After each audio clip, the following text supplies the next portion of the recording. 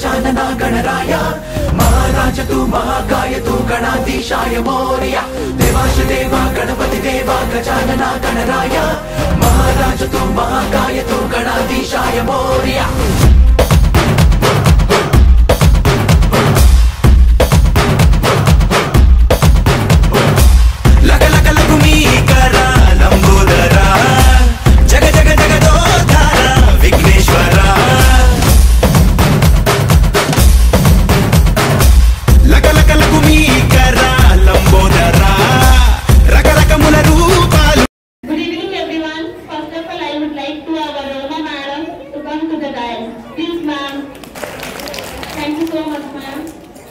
Respected Uma Madam, teachers and my dear students, today we gather here to celebrate pre-Vinayak Chaturthi celebration.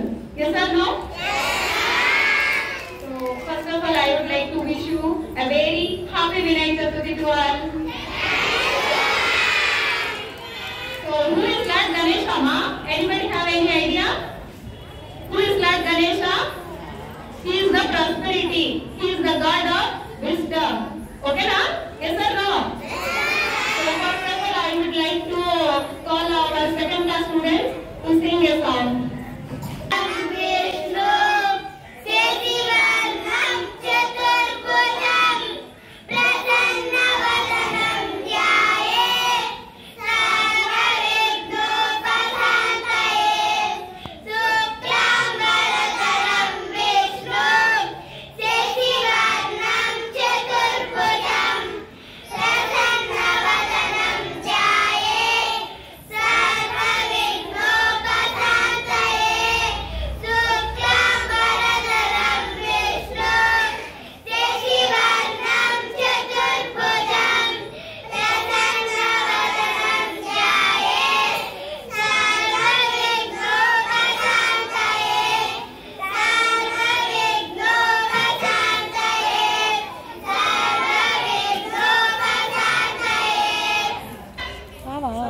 Celebrate pre-Vinayaka Chavithi celebration. So Vinayaka Chavithi ante Vinayakudi puttina roju. Vinayakudi puttina rojuna manamu Vinayaka Chavithini celebrate chestuntam. So Vinayakudu ante manam nityam ప్రార్థించే ఒక దేవుడు. అంటే మనం చదువు అన్నిటి కోసం ప్రార్థిస్తూ ఉంటాం. దేవతల్లో మొదటి దేవుడే వినాయకుడు అని అంటాం. ఏ పూజ చేసినా మొదట వినాయకుడినే ప్రార్థిస్తాం. విఘ్నాలు కలగకుండా సవ్యంగా అన్ని పనులు జరిగేలా చూడమని కోరుకుంటాం. సో అలాంటి వినాయకుడు ఎందుకు జన్మించాడు, ఏంటి ఆయన జన్మ రహస్యం అనే దాని గురించి ఒక చిన్న కథ చెప్తాను వినండి. సో పూర్వకాలంలో సూర్యుడు అనే ఒక రాక్షసుడు ఉండేవాడు. అతడు ఆ దేవతలని ప్రజలని అందరినీ ఇబ్బందులు పాలు చేసేవారు. సో దేవతలందరూ కలిసి మహావిష్ణువు దగ్గరికి వెళ్ళి ఇలా మొదలుపెట్టుకుంటారు. సో ప్రభు మమ్మల్ని రక్షించండి, ముష్కాసురుడు మమ్మల్ని చాలా ఇబ్బందులు పెడుతున్నాడు. సో అతన్ని వధించగలిగే ఒక సమర్థుడిని, ఒక యోధుడిని మా కోసం పంపించండి అని అర్థిస్తారు. అప్పుడు మహావిష్ణువు మహిషాసురుడు చాలా బలవంతుడు, అతనిని వధించాలి అని అంటే ఒక గొప్ప యోధుడు కావాలి, కానీ అలాంటి యోధుడు ఇంకా పుట్టలేదు. అలాంటి యోధుడు పుట్టించాలి అని అంటే కేవలం శివ పార్వతుల వల్ల మాత్రమే అవుతుంది. మనం అందరం వెళ్ళి వాళ్ళని వేడుకుందాము అని చెప్పి అక్కడికి వెళ్తారు. కైలాసం ఎక్కడ ఉండదు, శివ పార్వతులు కైలాసం వెళ్ళి పార్వతి దగ్గర ఇలా మొదలుపెట్టుకుంటారు, తల్లి ముష్కరుషుల వల్ల ఈ విధంగా ఆపదలు కలుగుతున్నాయి.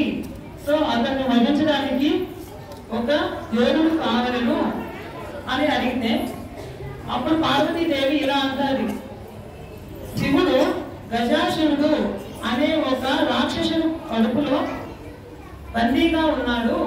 శివుడు లేనిదే నేను ఏమీ చేయలేను, శివుడు ఉంటేనే నాకు శక్తులు ఉంటాయి, అప్పుడు మాత్రమే ఆ యోధుడిని పుట్టించగలను అని చెప్తుంది. సో అలా చెప్పినప్పుడు విష్ణువు శివుడిని తీసుకురావడానికి బయలుదేరాడు. సో ఇలా నందిని గంగిరెద్దు చేసి తాను వేషం మార్చుకొని మహావిష్ణువు బయలుదేరాడు. గజాసురుడు దగ్గరికి వెళ్ళి, గజాసురుడు అడవిలో ఉన్నాడు, అక్కడికి వెళ్ళి తన నాట్యంతో మెప్పించి శివుడిని విడుదల చేసుకొచ్చాడు ఆయన కడుపులో నుంచి. గజాసురుడు అంటే ఎవరు? ఏనుగే కదా. గజాసురుడు కూడా ఒక రాక్షసుడు. సో వస్తూ గజాసురుడు శివుడిని ఒక వరం అడుగుతాడు. తండ్రి, నాకు ఒక వరం ఇచ్చేసి వెళ్ళండి ఇక్కడ నుండి, నేను ఎప్పుడు మిమ్మల్ని చూస్తూ మీ పక్కనే ఉండాలి అని వరం అడుగుతాడు శివుడిని గజాసురుడు. అప్పుడు శివుడు దానికి అలా నువ్వు నన్ను చూస్తూ నా పక్కనే ఉంటావు అని చెప్పి వరం ఇచ్చేసి కైలాసం బయలుదేరుతాడు. ఎవరెవరు? మహావిష్ణువు, గంగిరెద్దు, శివుడు. సో వీళ్ళు బయలుదేరారు. ఇక్కడ పార్వతీదేవి శివుడు వస్తున్నాడు అన్న సంతోషంలో తాను స్నానం ఆచరించడానికి సిద్ధమవుతుంది. సో సిద్ధమవుతూ పూర్వకాలంలో స్త్రీలు పసుపు రాసుకునేవాళ్ళు. అదే పసుపు ఆమె శరీరానికి రాసుకోవడానికి ఒక ముద్దలా చేసింది. ఆ ముద్ద ఒక బాలుడి రూపంలో ఉంది. సో వెంటనే ఆ బొమ్మకి ఆయుష్ పోసి ఒక బాలుడిని చేసింది. ఆ బాలుడే వినాయకుడు. సో వినాయకుడికి చెప్పింది, ఆయన నేను స్నానం ఆచరించడానికి వెళ్తున్నాను, సో నువ్వు ద్వారం దగ్గర కాపలా ఉండు, చీమని కూడా లోపలికి రానివ్వద్దు సో అని చెప్పి స్నానానికి బయలుదేరింది. ఇక్కడ ఆమె వెళ్ళిన తర్వాత శివుడు, మహావిష్ణువు వీళ్ళు వచ్చారు. శివుడు తన తండ్రి అన్న విషయం వినాయకుడికి తెలియదు. ఎందుకంటే శివుడు లేడు కదా, ఆయనకి ప్రాణం పోసినప్పుడు పార్వతీదేవి. సో శివుడు నన్ను లోపలికి పంపియానంటే నేను లోపలికి అనుమతి ఇవ్వను అని చెప్పి వినాయకుడు చెప్తాడు. శివుడికి కోపం వస్తుంది. సో కోపం వచ్చి తన త్రినేత్రంతో అతని తలని ఖండిస్తాడు, వినాయకుడి తలని. అప్పుడు వినాయకుడు ఏమవుతాడు? చనిపోయాడు. చనిపోడా? ఖండించేశాడు కాబట్టి చనిపోయాడు. సో పార్వతీదేవి వచ్చి నా బిడ్డ ఏమయ్యాడు అని శివుడిని అడిగింది. అక్కడ తల ఒక దగ్గర, మొండెం ఒక దగ్గర ఉంటుంది. దాన్ని చూసి ఆమె దిక్కులు దద్దరిల్లేలా అరవసాగింది. ఆ బిడ్డ నాకు కావాలి, నాకు బతికించండి నా బిడ్డని అనేది. అప్పుడు త్రిమూర్తులు బ్రహ్మ, విష్ణు, శివుడు ముగ్గురు అక్కడే ఉన్నారు. సో ఎలా బ్రతికించగలం అని అనుకున్నప్పుడు శివుడు ఆల్రెడీ గజాసురుడికి ఒక వరం ఇచ్చేది వచ్చాడు. ఏం వరం అన్నది? ఎప్పుడు నన్నే చూస్తూ నా పక్కన ఉండే వరం ఇచ్చేది వచ్చాడు కదా, ఆ వరం గుర్తొస్తుంది. ఆ వరం గుర్తొచ్చి భటులను ఆజ్ఞాపిస్తాడు. అడవిలో ఉత్తరం దిక్కున తలపెట్టుకొని పడుకోనున్న గజాసురుడు అనే ఒక ఏనుగు ఉంటుంది. ఆ ఏనుగు యొక్క తలని ఖండించి తీసుకురండి అని చెప్తాడు. దానికి పార్వతీదేవి ఒప్పుకోదు. సో నా బిడ్డ చాలా అందంగా ఉంటాడు, ముద్దుగా ఉంటాడు, ఇప్పుడు మీరు ఏనుగు తలను నా బిడ్డకు పెడితే నా బిడ్డ కొంచెం అందవిహీనంగా ఉంటాడు, అందరూ హేళన చేస్తారు అనేసి. సో అప్పుడు సకల దేవతలు ఉన్నారు అక్కడ. ఒక్కొక్క దేవత ఒక్కొక్క వరమిస్తారు వినాయకుడికి. తల్లి, నీ బిడ్డ అందరి దేవతల్లో మొదటి దేవత. సో అది ఏ పని చేసినా ఫస్ట్ నీ బిడ్డకి, నీ కుమారునికి పూజ చేసి ప్రారంభిస్తారు. అలా ఒక్కొక్కరు ఒక్కొక్క వరంగా ఇస్తారు ఆయనకి. అలా వరం ఇచ్చినప్పుడు పార్వతీదేవి కొంచెం కోపం శాంతమయ్యి ఒప్పుకుంటుంది. సో భటులు వెళ్ళి ఆ గజాసురుడిని వధించేసి ఆ తల తీసుకొచ్చి ఆయనకి పెట్టి ప్రాణం పోస్తారు. సో ప్రాణం పోసేస్తారు. ఇప్పుడు ఆయన బతికాడు. ఇప్పుడు అబ్జర్వ్ చేయండి అమ్మా, వినాయకుడు ఎలా ఉంటాడు? తల వచ్చేసి ఏనుగు, మొండము శరీరం మనిషి. ద్విరూపుడేనా? అలాగే 2 సార్లు జన్మించాడు. ఎలా జన్మించాడు? ఫస్ట్ పార్వతీదేవి ప్రాణం పోసింది, తర్వాత శివుడు త్రిమూర్తులు ప్రాణం పోశారు. సో ఇప్పుడు ఆయన ద్విరూపుడు, ద్విజన్ముడు. అలాగే ఆయన స్త్రీ గర్భం నుంచి జన్మించాడా? లేదు. పార్వతీదేవి పసుపు ముద్దతో ప్రాణం పోసింది కాబట్టి ఆయన స్త్రీ గర్భమున జన్మించలా. సో ఇక్కడ మూషికాసురుడికి ఒక వరం ఉంది. ఆయనకి చావే లేదు. ఎలా అంటే ఆయన ఒక వరంతో పుట్టారు. స్త్రీ గర్భమున జన్మించని వాడు ద్విరూపుడు, ద్విజన్ముడు.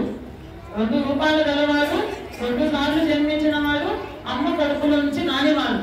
అలాంటి వాడు మాత్రమే నన్ను చంపగలరు అని ఒక వరంతో ఉన్నాడు. ఇప్పుడు ఆ వరం ఎవరికి? వినాయకుడికి. సో ఇప్పుడు వినాయకుడిని ఆయన దగ్గరకు పంపిస్తే ఆయన వధించకుండా ఆయన తీసుకొచ్చుకొని వాహనంగా పెట్టుకుంటారు. మూషికులు ఎవరు వాహనం? వినాయకుడు వాహనం. ఆ మూషికుడు ఎవరో కాదు, అదొక రాక్షసుడు. అతను ఒక రాక్షసుడు. ఆ రాక్షసుడిని వాహనంగా చేసుకున్నాడు. సో ఇప్పుడు చూడండి నాన్న, ఆ రోజు ఆయనకు ప్రాణం పోసిన రోజు భాద్రపద మాసం శుక్లపక్షం చతుర్థి నాడు రోజున పార్వతీదేవి ఆయనకు ప్రాణం పోసింది. అందుకని ఆ రోజున మనము వినాయక చవితిని జరుపుకుంటాము. సో అదే రోజు రేపటి రోజున మనము వినాయకుడిని భక్తి శ్రద్ధలతో పూజించి నైవేద్యాలు సమర్పించి మంచి విద్యా బుద్ధులు కలగాలని అనేసి అందరూ ప్రార్థించాలని ఇంతలో ముగిస్తున్నాను.